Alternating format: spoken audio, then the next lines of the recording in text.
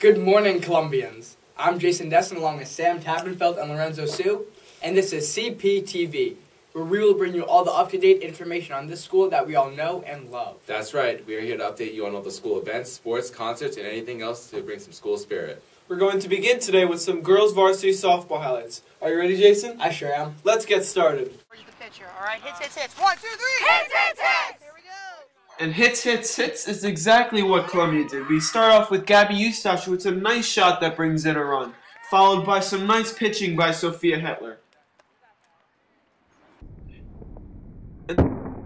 Boom shakalaka, and Emily Gardner hits a deep shot, scoring a run, and Columbia would go on to win 38-7. Now that's what you call a beatdown, Jason. The girls were 2-1 last week, and they are 3-2 overall this season.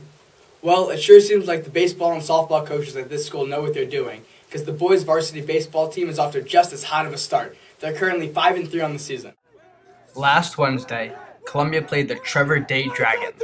1, 2, 3, nice! Senior Aaron Rode pitched a great game, striking out 8 different batters. And then in the second inning, Dylan Richards hits a deep fly ball to left field to score 3 runners. Columbia takes a 6-1 lead.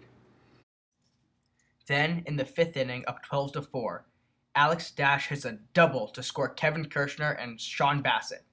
Columbia would mercy Trevor Day, 14-4. The boys' team also mercied Browning 12-2 in their following game.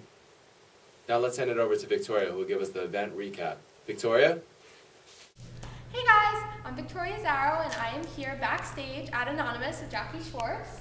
Jackie, can you tell me a little bit about the show? Yeah, it's about the immigrant and refugee experience, and it's loosely based on Homer's The Odyssey, so you should come see it on April 30th, May 1st, and May 2nd. Cool, well, you guys better mark your calendars off, and you all better be there. And on another note, April 22nd is Earth Day, so get excited. Thank you, Victoria. This past week, the Columbia golf team teed off against Browning. The Lions came out with a nice win over Browning, 158-224 and SIA 158-178. Here are some nice shots from teammates Drew Tomback, Daniel Gardner, and Nick Sen. We would now like to send it over to Izzy Broncolo, who is in charge of student survey. Izzy? I'm Izzy Bronco. I'm part of our survey team, and I'm going to conduct a survey on whether or not we should have midterms. Do you want midterms next year? Who wants midterms? They don't help you at all? No. Do you want midterms next year? Absolutely no way. No way? They don't help?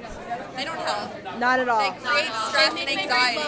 Yeah. Generalized anxiety disorder, they create it. Do you guys want midterms next year? No? Is there an option?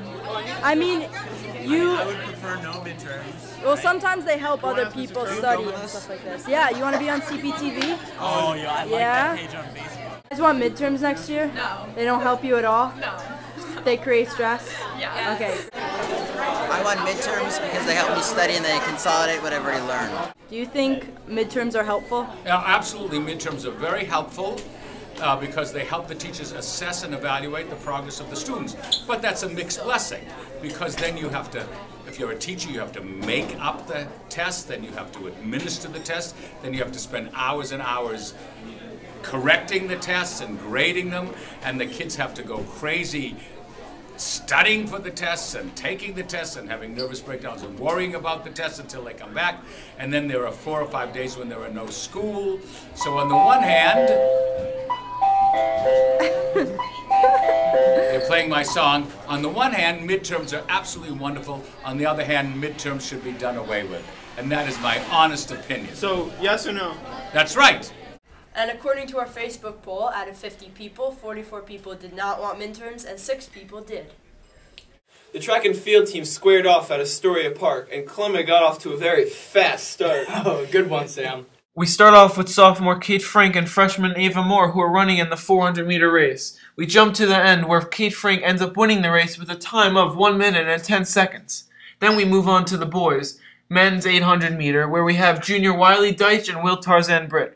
Wiley ended up winning the race with a time of 2 minutes and 15 seconds. For anyone who has been lucky enough to have Mr. Barrier as a teacher, you all know he can be a very fun guy. I would now like to send it over to our very own Perry Skolnick for a speed round with Mr. Barrier. Perry? Hi, welcome to Speed Round with Perry Skolnick, and I'm about to have a chat with Mr. Barrier. Hi, Mr. Barrier. How are you? Welcome to Speed Round. I am good. Good to be here. So we're going to get right started. We'll put 40 seconds on the clock. You've been to many places. What's the craziest thing you've ever eaten? Just searingly hot chili peppers, I suppose. I don't know if that's crazy, but I don't eat worms or something. Approximately how many places have you brought your stuffed animals?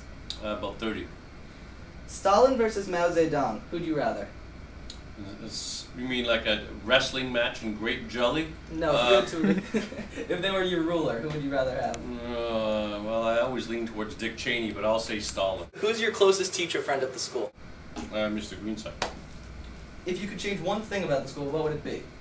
12-month summer holidays. Playing. Do you have anything you'd like to say to Gong Li? Last words? Marry me, now. Thanks, Mr. Barrier. You're welcome. Thank you, Perry. You know, Mr. Barrier does bring up an interesting question. Who do you think would win in a wrestling match between Stalin and Mao Zedong? I don't know, Jason, but I do know that the boys' varsity tennis team is off to a great start. They're 4-0 in their conference, and here's some highlights against Staten Island Academy.